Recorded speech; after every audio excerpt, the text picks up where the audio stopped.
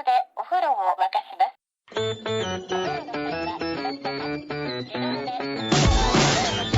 Hello everybody and welcome to another episode of No Such Thing as a Fish, a QI podcast coming to you from our offices here in Covent Garden. Dan Schreiber is still away, but we are working on the pronunciation.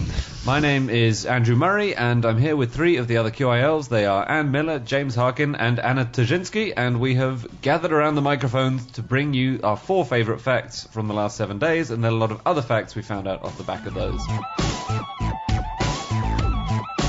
So, let's get going. The first fact of today is Anna. My fact is that from the year 800 to the year 1349, the Colosseum was used as an apartment block. Really? Yeah. But yeah, we only discovered this a couple of years ago. A bunch of archaeology was done at the Colosseum, and they excavated it, and they discovered things like sewage pipes, and that is evidence that it used to be a block of flats. And we know it was bought by monks, and then they would rent it out to normal people who would take a flat there. That's what happened. And so the space where they all did all the fighting back in the ancient world was a communal living space where they'd have their market space, or where they'd graze their animals, or where they'd just hang out. Have a barbecue. Have a barbie of a Sunday afternoon. Yeah. It was used for a lot of things, wasn't it? It wasn't just an apartment block once it had fallen into disrepair. I read that it was used for lots of trades like cobblers and blacksmiths, and also glue makers, and also a fortress for 12th century warlords called the Frangipani. Almond paste? Yeah. That was their main weapon of choice, I think, the almond paste. They just smothered people with delicious comestibles. I think it was used as a dumping ground, so between when all the vicious sports were banned there in the 5th century and when it was bought up by these monks about 500 years later, it was used as just a garbage dump where everyone dumped their old detritus. I mean, I guess if you've got a big storage centre, you might as well put stuff in it. Yeah. It's weird though, they obviously didn't have much respect for this amazing edifice. I think that happens in general around the world, doesn't it? Like, something will go slightly into disrepair and then people will just steal bits of it to build their own houses and whatever. You use what you can, don't you? Yeah, there's actually in St Andrews, we have, so quite a lot of St Andrews is places to visit blew down because it's quite a windy place. So the castle blew down, the cathedral blew down. The castle blew down? They shouldn't have made it out of straw, should they? It was on the coast. The cathedral blew down, they built it back, it blew down again. But they've got this room of all the sort of bits they found around the town, and there's one bit, this statue that would be on top of a tomb, and they found that used to make someone's windowsill on one of the town streets. Oh, really? And then they found it, like, hang on, this belongs to the cathedral, and then took it back. So they didn't call the Colosseum, did they? No. That's a medieval name for it. They called it the Flavian Amphitheatre. And also the name Colosseum comes from a word for big, but it's not because that's big, it's because it's next to another statue which happened to be big. Really? Yeah. What? There was a huge statue of Nero nearby, and that was so big that the area became known as the big statue place. That's great.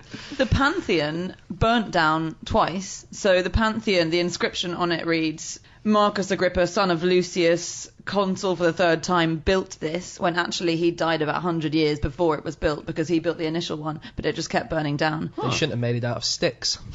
People and building materials. James Harkin is available for architectural consultancy to any little pigs listening.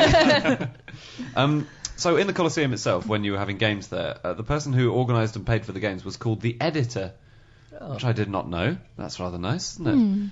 So he was selecting who played, or was he... Well, I think he definitely got to choose who lived and who died. So obviously at the end... it's fake. If it's someone who decides who lives and who dies, that means it's kind of fixed, a bit like WWF wrestling. Yeah. Doesn't it, really? Same old story. Do you think people complained about that a lot when there was a genuine wrestling place around the corner? Authentic stuff. Yeah. These guys are really injured. Well, Greco-Roman wrestling is not from Greece or Rome. It's from France. Great. France? Yeah, it was invented in France, and they gave it the name because they thought it was probably similar to what they did in classical times. That's very funny. Oh, so when was it invented? Oh, a couple of hundred years ago. Oh, okay. It was based on there's a French wrestling. I wish I could remember what it's called. I think it's called savate or something. And what happens is you kind of crouch down like a crab, and then you kick people like that. And it was done on ships. And because the ships rock all the time, you had to hold on to like a bar so you didn't fall over. And so you do all your wrestling with your feet Now, this is all coming from memory, so This it is like might your- all be completely wrong. It's like your shin kicking, isn't it? Yeah, a bit But they were in barrels, so they couldn't fall over. Or I something. don't understand how big the barrel must be for you to get two of you in it kicking each other. Well, if it's like ones they make whiskey in like for 40 years, they're pretty big, aren't they? Yeah, I suppose so, yeah. But then also, there's no fun for any contestants unless you have a see-through barrel. It's like having a football match where you can only see the waist up of all the players. Well, Maybe you're looking isn't it? down into it. Well, Diogenes lived in a barrel, so they must be quite big. He didn't have people around much, did he? Dinner party. Did on barbecues. Your place or mine? I think mine again, if that's okay. Diogenes. No offense. This is another thing I learned about this week about the Greeks. The ancient Greeks used to paint obscene pictures on the inside of their drinking vessels, of their wine glasses, and then they would reveal themselves to you as you drunk. So there's, pictures of a man, and then his willy is in the bottom of the glass, and as you drink it, you Sorry, it's a gradually- picture of his willy, isn't it? Wow. Wow, that's amazing. Yeah, it's not. Yeah, so I used to have a pen like that. Do you remember they made those pens where you turn them upside down and a picture is either rude or normal depending on what I'm just imagining someone coming around going, "Oh, I'm going to read your tea leaves." Oh my god. Rather rude. And also they used to paint eyes on the bottom of the glasses, like on the outside, on the bottom of their glasses, so that when you drank it looked like you were wearing a mask. See, they're making a comeback. I bought my brother party cups, so they got novelty noses, so when you drink, you got like a beak or a pig Same snout, thing. or... And obviously, 2,000 years too late. That's amazing. Came from the Greeks. I read a thing about the Colosseum as well, which is that in the 1500s, was inspired by the previous people who lived in the Colosseum, Pope Sixtus V wanted to turn it into a wool factory, so the factory would be on the ground floor and then living quarters on the top. That's good. But he died and they ran out of money and it didn't get made. I like Sixtus the Fifth Yeah, as I well. know. Yeah. Was there a Sixtus the Sixth? I can't even say that. It's too much of a tongue twister, that's why. He was actually the sixth, he just had to say he was the fifth, because no one could pronounce Sixtus the Sixth. Sixtus why the they- Fourth, Sixtus the Fifth, Sixtus the Seventh. Roman concrete is quite interesting, the material that they made the Colosseum out of, in that we don't know how it's lasted so long, and we've sort of lost the exact formula for Yeah. Roman concrete and how they made it. So the concrete that we use now is stronger than what the Colosseum is made out of, but it wouldn't last nearly as long. It erodes much faster, and they think it's because it uses a lot of volcanic ash, and that's much harder to erode. And then they also used animal fat and milk and blood to kind of adhere it together, didn't they? I guess the Colosseum had fair supplies. Scoop it up, spilled as we play. That's amazing. Yeah, quite cool. And, this is cool, in ancient China, they used to use sticky rice as a building material to stick stuff together in their concrete equivalent. Did it work? Yeah, worked really well. Is it still standing? Still standing. If you think about it, though, if you have like a Chinese takeaway and then the day after it's on a plate and the rice is still on the plate, it's pretty hard to get off, isn't Sticks a lot, yeah. On the Colosseum, just Yes. a couple of things I thought you might like. So 2 American tourists chipped off a bit of the Colosseum in Rome, and they later returned it, but they returned it 25 years later in 2009. They felt really bad about it every time they looked at it in their collection of Things we've nicked. things they've stolen from landmarks. So it? Yeah. funny. Do you know that people often steal bits of Uluru, which is Ayers Rock? Oh yeah. But they almost always send it back. And they get these very often. They get these bits of Uluru sent through the post to the national park. Yeah. And the reason is because people steal it and then they have some bad luck and they always blame it on the fact that they stole this from Ayers Rock, and so they always send it back. You know those gladiator guys who hang around outside it asking tourists if they want to have their photo taken? Wolf and Shadow and Yeah. So I love this story. Italian police arrested 20 of them recently in an undercover operation because they were intimidating all the rival gladiators and being physically aggressive with them. Yes, that's brilliant. How did they arrest them with like a net and a stick? That's the thing. Some police officers had to dress as gladiators to get evidence of them being intimidating, and then they took down I just think it's the funniest story. It's an elaborate sting operation. Yeah, arresting them for being aggressive when they are dressed as gladiators. Yeah. Arresting them for fighting each other as well. Yeah. Yeah. I think they get in trouble because they'd sort of say, "I'll pose for a picture," then like demand €30 or something. Or there's another story. Some of the rogue ones would like take your camera and then wouldn't give it back until you paid them a certain amount of money. Well, that's because so they need to pay for their freedom.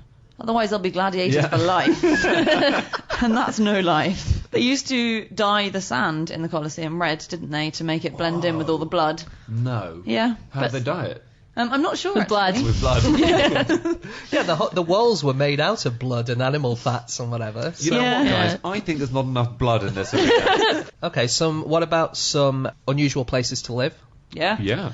There was a guy in Morocco called Aze Adine Ould Baja, and he and his family listed city toilets as their official address. So they were living in a toilet block. Fed up with his situation, he went to his local newspaper to tell his story, but then the local authorities read the article and then blocked up the toilet's entrance with cement and concrete so he couldn't live there anymore. Oh. Isn't that the saddest story you've ever heard? Was he going from stall to stall?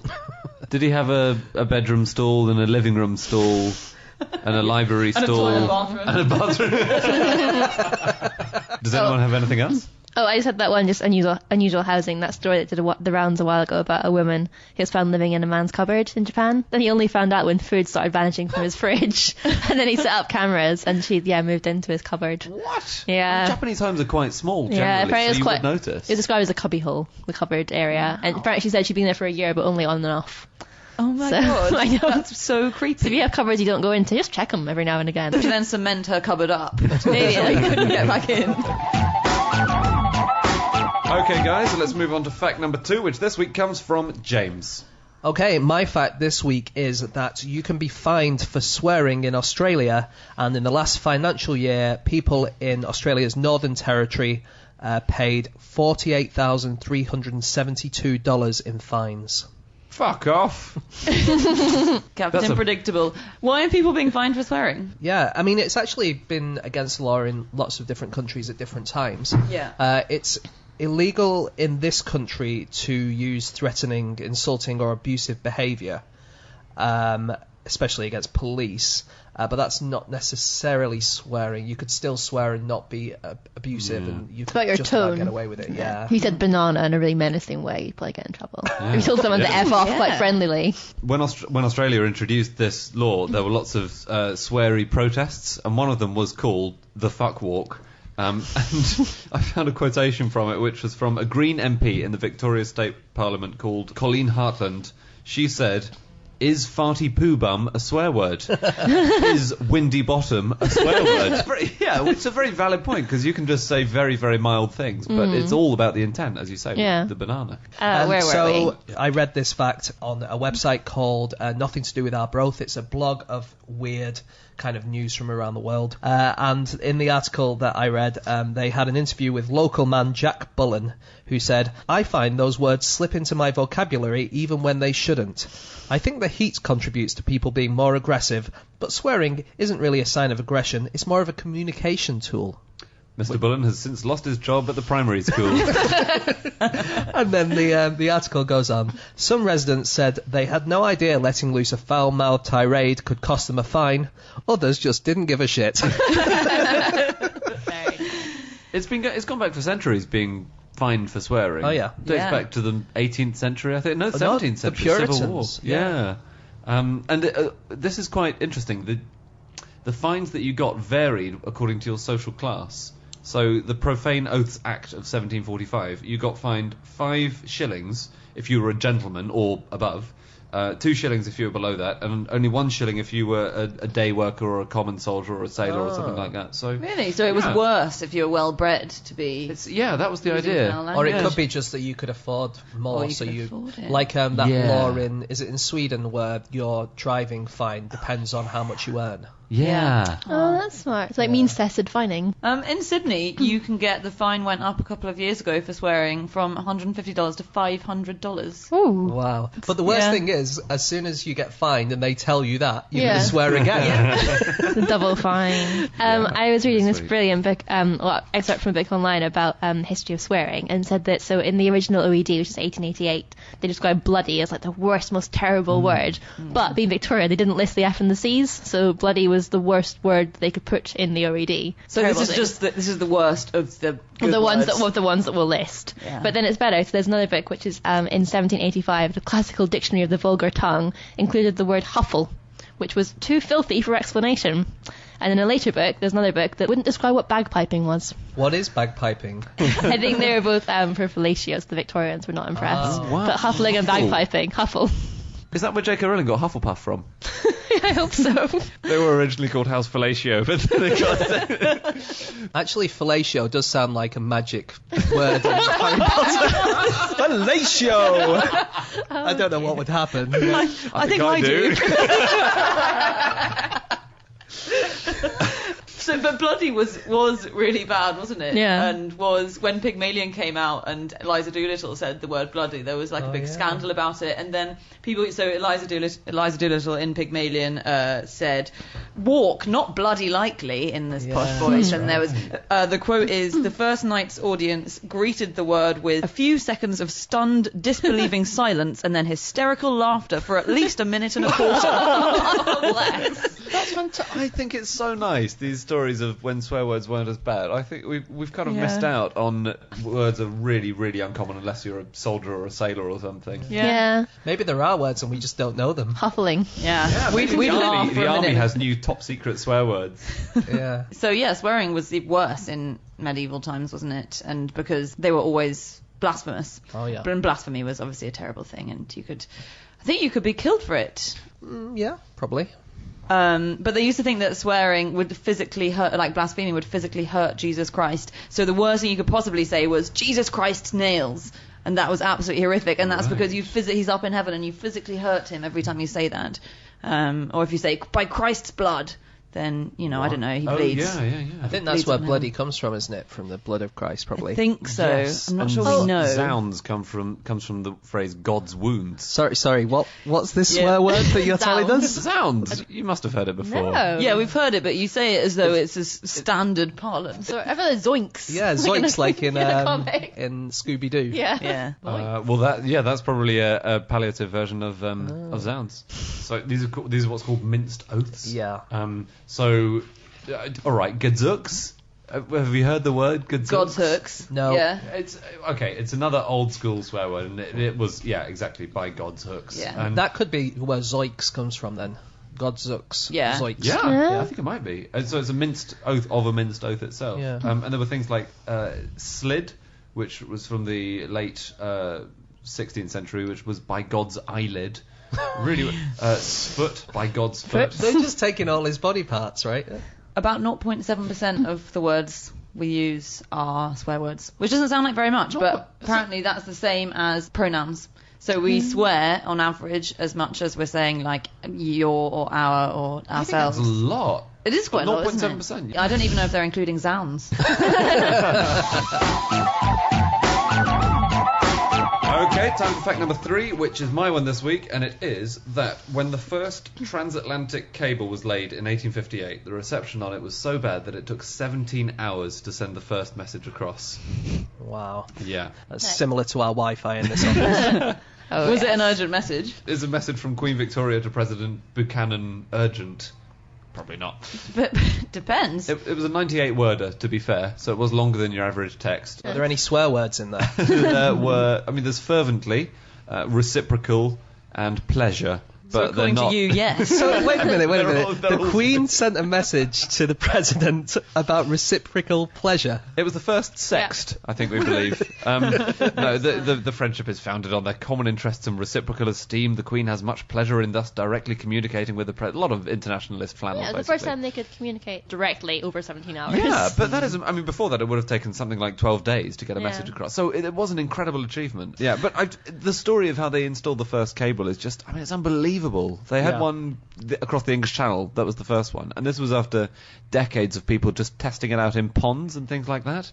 So the first tests were just people with their garden ponds. They just put a load of cable in the pond and saw if they could get a message from one end to the other. And they could. I know that there was a whale scare in that laying of the first one. Really? They wrote that they saw a whale swimming over the cable and they thought, oh my god, it's going to ruin it. And then it brushed up against it and swam on its way. So, Wow. But it was quite rubbish, wasn't it? The reception wasn't good for the one you're talking about, the first one, because it just wasn't successful. So it was broken within a month, I think, by this guy called Wild Man Whitehouse, who applied excessive voltage to it, trying to get the signal better, I guess, and trying to make it take less than 17 hours. His full name is amazing. It was Edward Orange Wildman Whitehouse. Yeah. And actually, the Victoria one wasn't the very first message. The very first ever transatlantic message read, Laws, White House received 5-minute signal. Coil signals too weak to relay. Try drive slow and regular. I have put intermediate pulley. Reply by coils.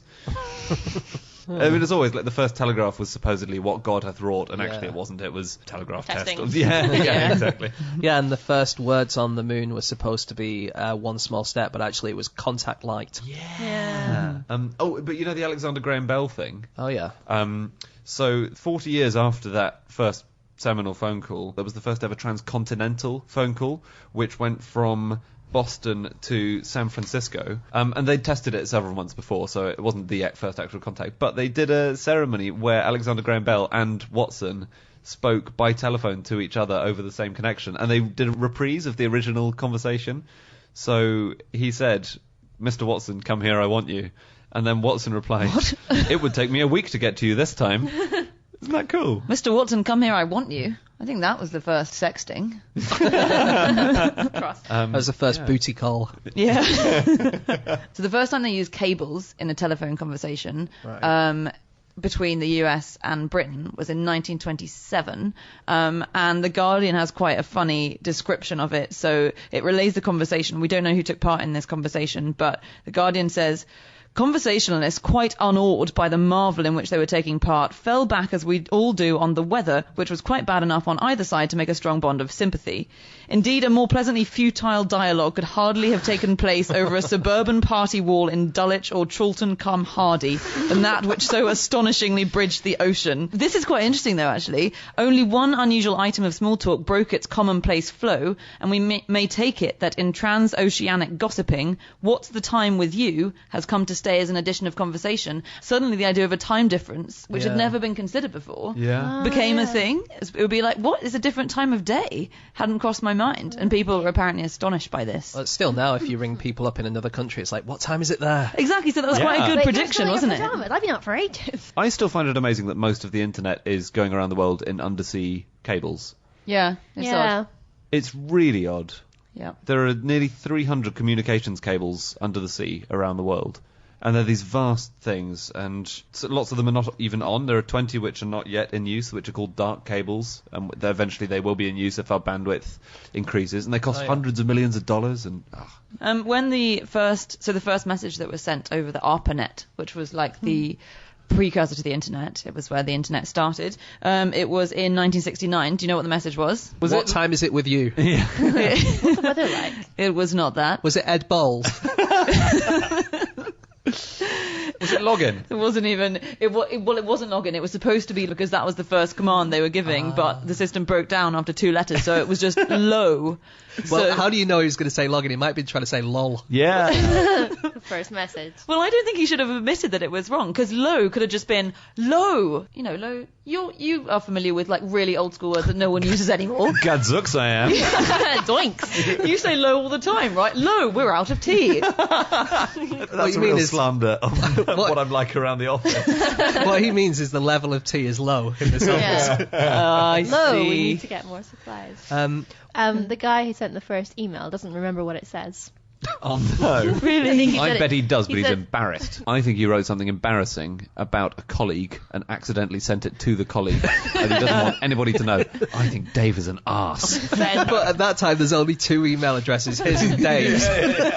Dave's like, come on. The second email was, "Dear Dave, I think there may have been a bit of a mistake. I was talking, of course, about Dave in accounts."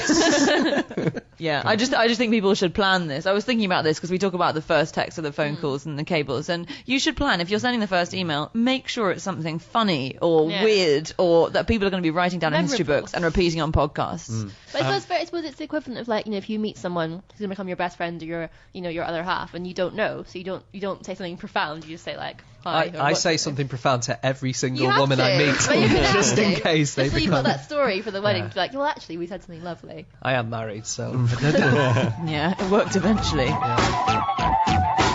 Okay, time for fact number 4, which comes from Anne. Yes. Last year, to celebrate World Vegan Day, PETA, the animal charity, asked Fryup in Yorkshire to change its name to Vegan Fryup. And did they do that? No, they did not. It was a fair offer. PETA did say they only had to do it for one day, and if they did so, they'd provide the whole town village with a free vegan breakfast, vegan sausages, and vegan bacon. Which rather pleasingly is called Fakin. The town didn't go for the offer. one of the councillors said, first of all, there's not really anyone in charge of the town's name, so it's quite hard to get everyone to agree. And that they're not named after an actual Fryup, after the goddess Frigga, who's Anglo-Saxon pagan goddess. Yeah. After whom Friday is named. Yes. Not the breakfasts. It really is an indictment on veganism, isn't it, though, when an entire village says they're not willing to change their name for one day to all get a free vegan fry-up. People do not want vegan fry-ups. No matter how much bacon you put in them. Yeah, great fry-up. It's not a very exciting place. Is it I not? tried to find There's exciting a place stuff about called it. Little Fryup nearby, isn't There is next to it. That's even smaller and I think and less exciting. It has no shops, nor even a pub, according to Wikipedia. It has a telephone box, a post box, a village hall, and an outdoor centre. And it also has a local cricket pitch and a quoits pitch. And I think if you're having to claim and brag about your quoits pitch, But I like the idea of there being a great fry-up and a little fry-up, Yeah. because it's like an option for breakfast, isn't Yeah. it? It's like, well, you only get Well. one sausage for this one. yeah, all the health conscious people live in Little Fry-Up. Yeah. I did read about this horrible thing. There's a cafe in Great Yarmouth sells the kids' breakfast, KIDZ. Not for kids. It weighs the same as a child. It's 9 pounds of basically 6 eggs, 12 bacon pieces, 12 sausages. It weighs the same as a child. But then the worst thing is that people who order the kids' breakfast might be kids if they don't Yeah. realise that, and so they get a breakfast which is the same size as them. I can possibly beat that though for terrible food ideas. So this is again, I'm very proud to say this is my hometown did this, made the news last year because the local hospital is selling a fry-up pie for £1.50 in the hospital canteen. Wow. That sounds delicious. That sounds great. It sounds tasty. Well, one in the bakery said, well, we're already making a full Scottish breakfast in a wrap, so we thought, why not try it in a pie? I've always thought when having a full Scottish breakfast, there's not enough carbohydrate here to keep me going until 11's. Well, in more Bolton we would pastry. have like pasty balms. It's quite common, or a pie balm. Oh, yeah? In Wigan they'd have that. What's What that? is it? Is that well- something you rub on yourself? Pie bar. Ugh. Soothe your cracked lips. With this pie. Yeah. Smear pastry into every orifice of your body. No, What a would balm that is a balm cake, as in a bread roll or whatever you would call Like a that. pie in a sandwich. So it's like Okay. a pie sandwich. It's meat and potatoes, so you've got carbs there with your potatoes. Inside pastry, which is more carbs. Inside a bread, which is more carbs.